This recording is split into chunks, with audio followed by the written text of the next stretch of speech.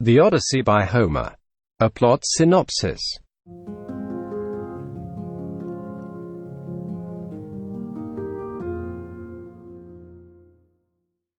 The Odyssey begins after the end of the 10-year Trojan War, the subject of the Iliad, and Odysseus has still not returned home from the war because he angered the god Poseidon. Odysseus' son Telemachus is about 20 years old and is sharing his absent father's house on the island of Ithaca with his mother Penelope and a crowd of 108 boisterous young men, the suitors, whose aim is to persuade Penelope to marry one of them. All the while reveling in Odysseus' palace and eating up his wealth. Odysseus' protectress, the goddess Athena, requests Zeus, king of the gods, to finally allow Odysseus to return home when Odysseus' enemy, the god of the sea Poseidon, is absent from Mount Olympus to accept a sacrifice in Ethiopia. Then, disguised as a Tarthian chieftain named Mens, she visits Telemachus to urge him to search for news of his father. He offers her hospitality. They observe the suitors dining rowdily while the bard Phemius performs a narrative poem for them. Penelope objects to Phemius's theme, the return from Troy, because it reminds her of her missing husband, but Telemachus rebuts her objections, asserting his role as head of the household. That night Athena, disguised as Telemachus, finds a ship and crew for the true prince. The next morning, Telemachus calls an assembly of citizens of Ithaca to discuss what should be done with the suitors. Telemachus is scoffed by the insolent suitors, particularly by the leaders Antinous, Eurymachus, and Leocritus. Accompanied by Athena, now disguised as Mentor, he departs for the Greek mainland and the household of Nestor, most venerable of the Greek warriors at Troy, who resided in Pylos after the war. For there, Telemachus rides overland, accompanied by Nestor's son Pisistratus, to Sparta, where he finds Menelaus and Helen, who are now reconciled.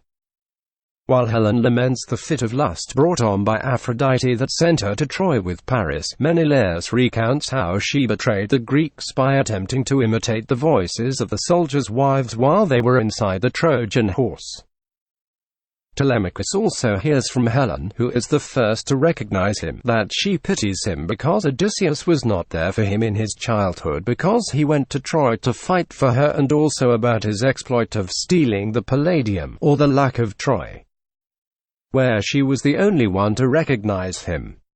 Menelaus, meanwhile, also praises Odysseus as an irreproachable comrade and friend, lamenting the fact that they were not only unable to return together from Troy but that Odysseus is yet to return.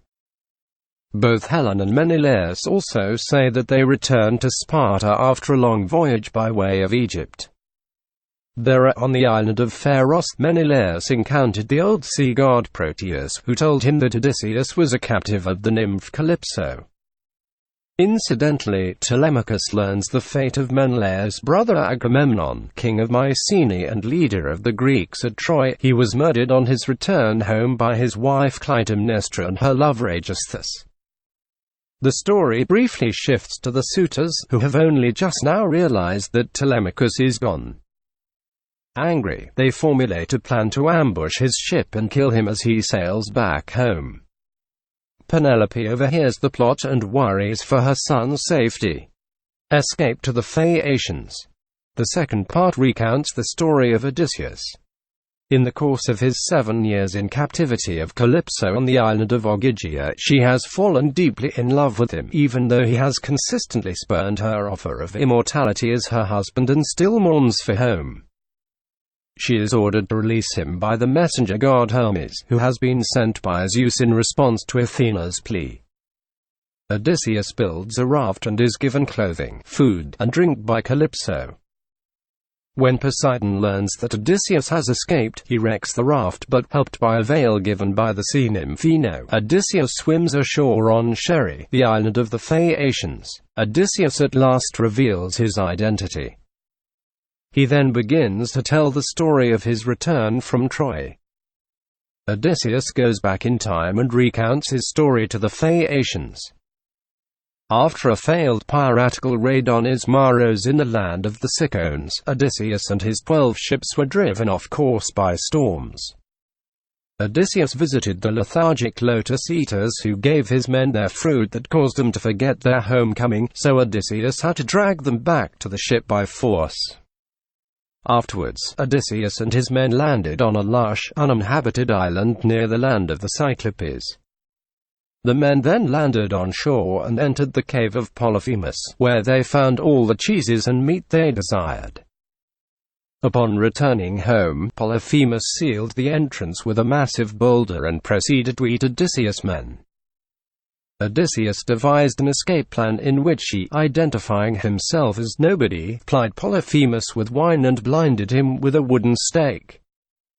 When Polyphemus cried out, his neighbors left after Polyphemus claimed that nobody had attacked him. Odysseus and his men finally escaped the cave by hiding on the underbellies of the sheep as they were let out of the cave. While they were escaping, however, Odysseus foolishly taunted Polyphemus and revealed his true identity. Recalling that had been prophesied by appeals to his father Poseidon, Polyphemus prayed to him, asking him to curse Odysseus to wander the sea for 10 years, during which he would lose all his crew and return home through the aid of others. After the escape, Odysseus and his crew stayed with Aeolus, a king endowed by the gods with the winds. He gave Odysseus a leather bag containing all the winds, except the west wind, a gift that should have ensured a safe return home.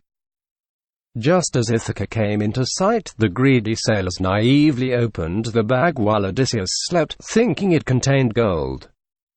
All of the winds flew out and the resulting storm drove the ships back the way they had come. Aeolus, recognizing that Odysseus has drawn the ire of the gods, refused to further assist him. The men then re-embarked and encountered the cannibalistic Laestrygonians. All of Odysseus' ships except his own entered the harbor of the Laestrygonians' island and were immediately destroyed. He sailed on and reached the island of Ia, where he visited the witch goddess Circe, daughter of the sun god Helios. She turned half of his men into swine after feeding them drugged cheese and wine. Hermes warned Odysseus about Circe and gave Odysseus an herb called moly, which gave him resistance to Circe's magic. Odysseus forced the now powerless Circe to change his men back to their human form, and was subsequently seduced by her. They remained with her on the island for 1 year, while they feasted and drank. Finally, guided by Circe's instructions, Odysseus and his crew crossed the ocean and reached a harbor at the western edge of the world, where Odysseus sacrificed to the dead. He first encountered the spirit of Elpenor, a crewman who had gotten drunk and fallen from a roof to his death on Ia. Elpenor's ghost told Odysseus to bury his body, which Odysseus promised to do. Odysseus then summoned the spirit of the prophet Tiresias for advice on how to appease Poseidon upon his return home, and was told that he may return home if he is able to stay himself and his crew from eating the sacred livestock of Helios on the island of Thrinacia, and that failure to do so would result in the loss of his ship and his entire crew. Next, Odysseus met the spirit of his own mother, Anticlea, who had died of grief during his long absence. From her, he got his first news of his own household, threatened by the greed of the suitors. Finally, he met the spirits of famous men and women. Notably, he encountered the spirit of Agamemnon, of whose murder he now learned, and Achilles, who lamented the woes of the land of the dead but was comforted in hearing of the success of his son Neoptolemus. For Odysseus' encounter with the dead, see also Nequia. Returning to Ia, they buried Elpenor and were advised by Circe on the remaining stages of the journey. They skirted the land of the Sirens, who sang an enchanting song that normally caused passing sailors to steer toward the rocks, only to hit them and sink. All of the sailors had their ears plugged up with beeswax, except for Odysseus, who was tied to the mast as he wanted to hear the song. He told his sailors not to untie him as it would only make him want to drown himself. They then passed between the six-headed monster Scylla and the whirlpool Charybdis, narrowly avoiding death, even though Scylla snatched up 6 men. Next, they landed on the island of Thrinacia, with the crew overriding Odysseus's wishes to remain away from the island. Zeus caused a storm which prevented them leaving, causing them to deplete the food given to them by Circe. While Odysseus was away praying, his men ignored the warnings of Tiresias and Circe and hunted the sacred cattle of Helios. The sun god insisted that Zeus punish the men for this sacrilege. They suffered a shipwreck as they were driven towards Charybdis. All but Odysseus were drowned. Odysseus clung to a fig tree above Charybdis. Washed ashore on the island of Ogygia, he was compelled to remain there as Calypso's lover, bored, homesick and trapped on her small island, until she was ordered by Zeus, via Hermes, to release Odysseus. Odysseus did not realize how long it would take to get home to his family. Having listened with rapt attention to his story, the Phaeacians agreed to provide Odysseus with more treasure than he would have received from the spoils of Troy. They deliver him at night, while he is fast asleep, to a hidden harbor on Ithaca. Poseidon, offended that the Phaeacians have returned Odysseus home, destroys the Phaeacian ship on its return voyage, and the city sacrifices to Poseidon and agrees to stop giving escorts to strangers to appease him. Odysseus awakens and believes that he has been dropped on a distant land before Athena appears to him and reveals that he is indeed on Ithaca. She then hides his treasure in a nearby cave and disguises him as an elderly beggar so he can see how things stand in his household. He finds his way to the hut of one of his own slaves, the swineherd Eumaeus, who treats him hospitably and speaks favorably of Odysseus. After dinner, the disguised Odysseus tells the farm laborers a fictitious tale of himself. He was born in Crete, had led a party of Cretans to fight alongside other Greeks in the Trojan War, and had then spent 7 years at the court of the king of Egypt. Finally shipwrecking in Thesprotia and crossing from there to Ithaca. He further promises the men of the return of Odysseus, but his promises are wearily discounted by the men. Meanwhile, Telemachus sails home from Sparta, evading an ambush set by the suitors. He disembarks on the coast of Ithaca and makes for Eumaeus's hut. Father and son meet. Odysseus identifies himself to Telemachus, but still not to Eumaeus, and they decide that the suitors must be killed. Telemachus goes home first. Accompanied by Eumaeus, Odysseus returns to his own house, still pretending to be a beggar. When Odysseus' dog, who was a puppy before he left, saw him, he becomes so excited that he dies. 7. He is ridiculed by the suitors in his own home, especially by one extremely impertinent man named Antinous. Odysseus meets Penelope and tests her intentions by saying he once met Odysseus in Crete. Closely questioned, he adds that he had recently been in Thesprotia and had learned something there of Odysseus's recent wanderings. Odysseus's identity is discovered by the housekeeper, Euryclea, when she recognizes an old scar as she is washing his feet. Euryclea tries to tell Penelope about the beggar's true identity, but Athena makes sure that Penelope cannot hear her. Odysseus then swears Euryclea to secrecy. Slaying of the suitors. The next day, at Athena's prompting, Penelope maneuvers the suitors into competing for her hand with an archery competition using Odysseus' bow. The man who can string the bow and shoot it through a dozen axe heads would win. Odysseus takes part in the competition himself. He alone is strong enough to string the bow and shoot it through the dozen axe heads, making him the winner.